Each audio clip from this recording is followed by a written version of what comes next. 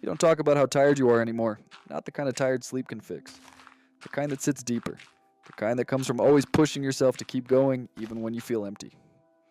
You wake up already drained. Not because you didn't rest, but because your mind never stopped working, thinking, planning, overanalyzing everything you said, everything you didn't say, everything you should have done differently. So you move through the day on autopilot, doing what's expected, showing up where you need to, smiling when it's appropriate.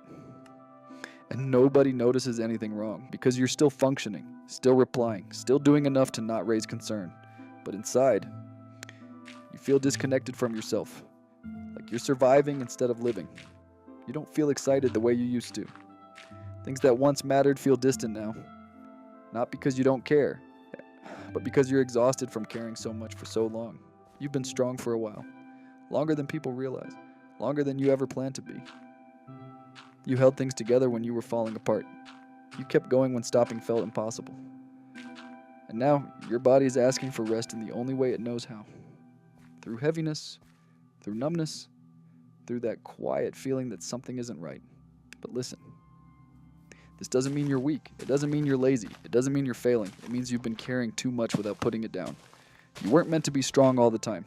You weren't meant to hold everything alone. You weren't meant to survive every day without support. You're allowed to slow down. You're allowed to feel tired. You're allowed to admit that you need a break without explaining why. Rest is not giving up. Pausing is not quitting. Taking care of yourself is not selfish. And maybe the version of you that feels worn out right now isn't broken. Maybe they're just asking to be treated with more kindness. You don't need to have it all figured out today. You don't need to fix everything at once. You just need to breathe and give yourself permission to rest.